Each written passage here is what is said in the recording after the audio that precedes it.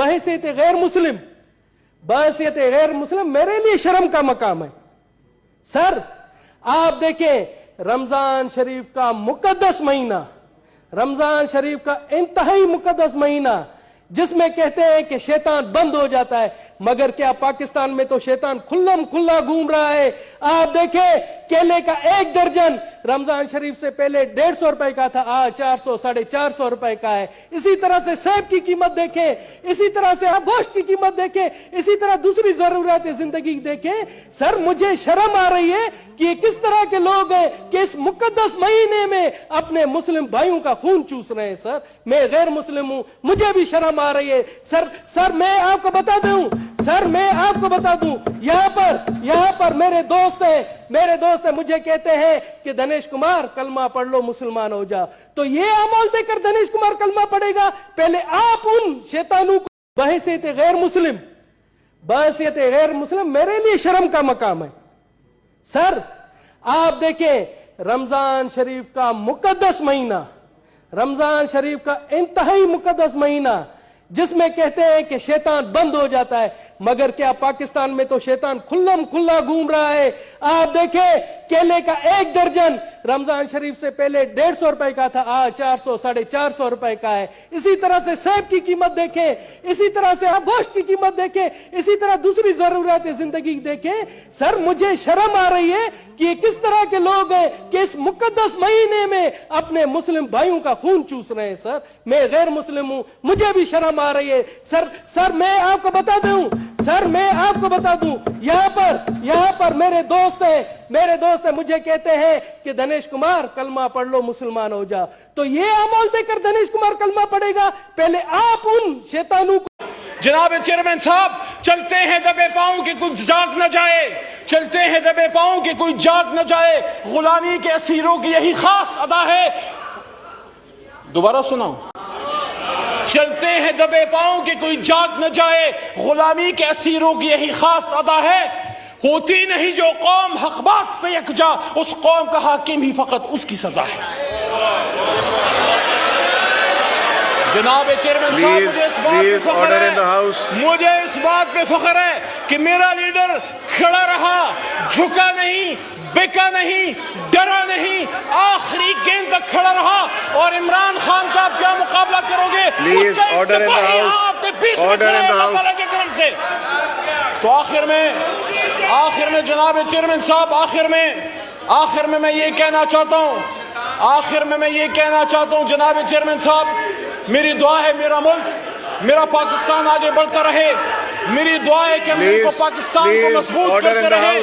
لیکن انشاءاللہ میرا اللہ کہتا ہے وَقُلْ جَاءَ الْحَقُّ وَزَهَقَ الْبَاطِلُ إِنَّ الْبَاطِلَ كَانَ زَهُوقًا. اور کہہ دیجئے میرے حبیب کہ جب حق آتا ہے تو باطل مٹتا ہے، اور باطل تو ہے ہی مٹنے کے لیے.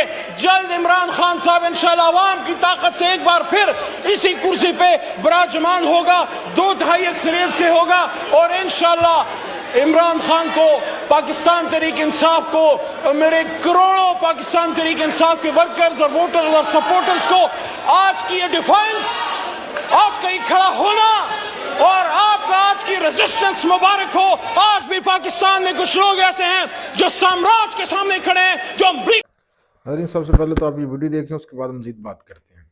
He'll happily embrace martyrdom, but he'll not accept slavery.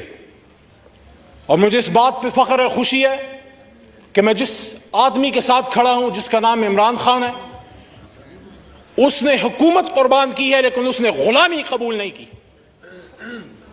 یہاں آج آپ کے چہروں پہ خوشی ہے، اللہ آپ کو خوش رکھے. تاریخ ان کے لیے بھی چھوڑے جا رہی ہے کہ جس شخص، جس مرد حر، جس مرد بحران کو میرے محترم مولانا صاحب یہودی اور امریکی ایجنٹ کہتے تھے، یہ کیسا ایجنٹ تھا جس کو ہٹانے کے لیے امریکہ نے ایڑی اور چوٹی کی زور لگا دی. میرے ہاتھ میں قلم ہے، میرے ذہن میں اجالا، میرے ہاتھ میں قلم ہے، میرے ذہن میں اجالا. مجھے کیا مٹا سکے گا تو ظلمتوں کا پالا. میں طلوع ہو رہا ہوں تو غروب ہونے والا. عارضی، ناکامی، شکست کا متبادل نہیں. ہم سب مسلمان ہیں اور ہماری تاریخ بھری پڑی ہے. میں کسی کی طرف کوئی تشبیہ نہیں دینا چاہتا کیونکہ ہم نے یہاں میرا یہ 9واں سال ہے اس پارلیمان میں, لیکن یاد رکھیے میری بات, میدان کربلا میں عارضی شکست ضرور ہوئی تھی حضرت حسین رضی اللہ تعالیٰ عنہ کو, لیکن دنیا ان کو یاد رکھتی ہے. Please no cross talk, please no ہم کراس سب ٹاک. نے حضرت امام حسین رضی اللہ تعالیٰ عنہ کے نقش ہر ایک قدم کو پر حق ہے چلنا بات ہے, کرنے کا, پلیز. اور آپ برداشت کیجئے. میں آپ کے نعرے, آپ کی ہوٹنگ, آپ کی خوشیاں برداشت کی ہیں میں نے, اور ہم سب حضرت امام حسین رضی اللہ تعالیٰ عنہ کے پیروکار ہیں. اور یہ میسج ہر اس شخص کے لیے جو آزادی کا پیروکار ہے, جو غلامی کے خلاف ہے. آپ کے دل میں تمنا تھی کہ عمران خان صاحب جو ہیں ان کی حکومت ختم ہو. انشاءاللہ اس کرسی پہ میرا لیڈر ایک بار پھر آئے گا, انشاءاللہ اس کرسی پہ عمران خان صاحب پھر آئے گا, عوام کی طاقت سے آئے گا, 2/3 سے آئے گا. برداشت کریں, تھوڑا صبر کریں, برداشت کریں. ہر عمران آنریبل خان ممبر صاحب کو کا حق ہے گناہ بات کیا کرنے ہے؟ کا. عمران خان صاحب کا گناہ یہ ہے, آپ کے ہنسنے سے میرے حوصلے کم نہیں ہوں گے. میرے پیچھے بھی کروڑوں لوگ کھڑے ہیں, میرے لیڈر کے پیچھے بھی کروڑوں لوگ کھڑے ہیں, اور ہم دشمن نہیں ہیں. ہم نے مل کے پاکستان کو بنانا ہے, لیکن آپ کے طریقہ کار سے ہمیں اتفاق نہیں. وہاں پہ عمران خان صاحب نے کھڑے ہو کے جب ان سن رہے تھے, انہوں نے یہاں سپیچ کرتے ہوئے فرمایا, وقت ثابت کرے گا کہ کون اصلی شیر ہے. آپ کے الفاظ آپ کو مبارک ہوں. وقولوا للناس حسنا, میری تربیت ایسی نہیں ہوئی. عمران خان صاحب نے کہا کہ ہم مسلم بلاک بنائیں گے. عمران خان صاحب نے مسلم بلاک کی بات کی, یہ ان کا گناہ ہے. عمران خان صاحب نے آزاد خارجہ پالیسی کی بات کی, یہ ان کا گناہ ہے.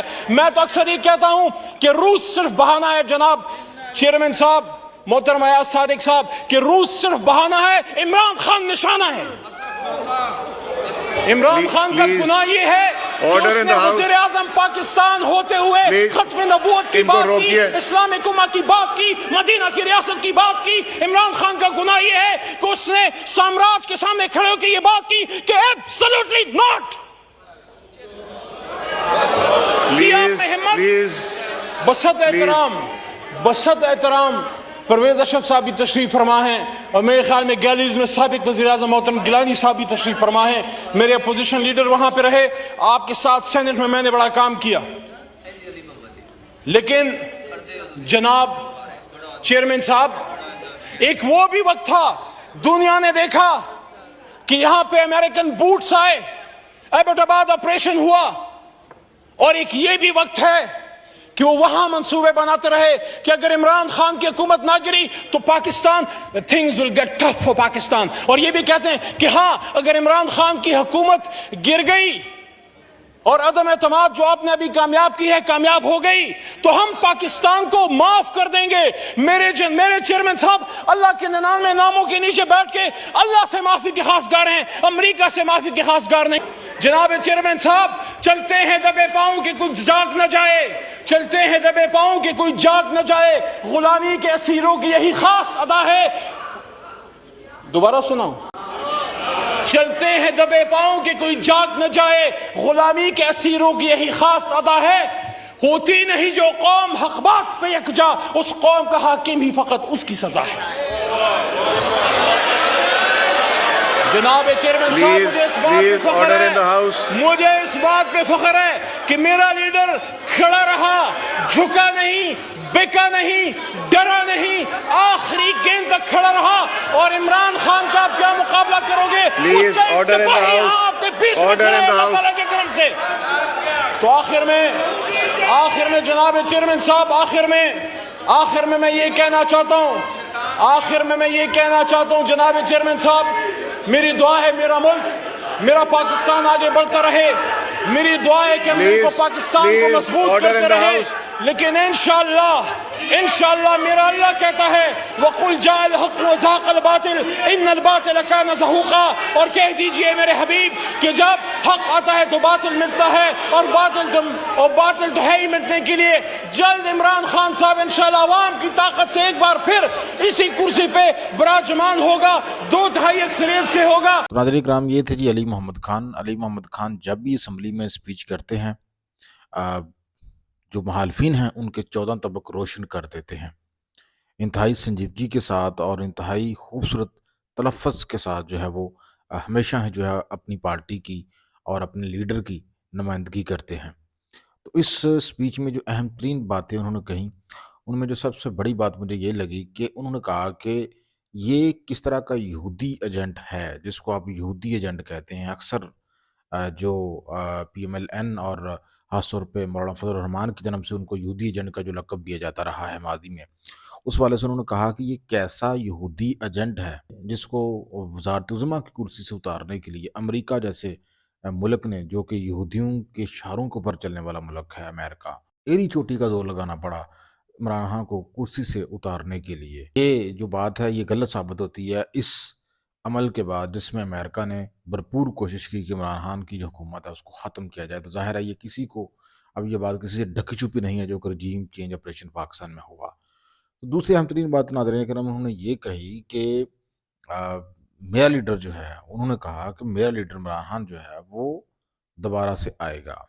جی ہاں، ایک ایسے مایوسی کے عالم میں جب ہر طرف آپ کو مایوسی نظر آ رہی ہے، کہیں پر بھی کوئی امید نظر نہیں آ رہی، اگر عوام جو ہے باہر نکلتے ہیں تو ان کے اوپر گولی چلائی جاتی ہے، عدلیہ کی طرف سے بھی کوئی انصاف کی توقع نہیں رہی، کیونکہ عدلیہ جو ہے 26ویں ترمیم کے بعد وہ بھی ناظرین کرام کنٹرول ہو چکی ہے۔ تو یہ ناظرین کرام اہم ترین باتیں جو انہوں نے کہیں۔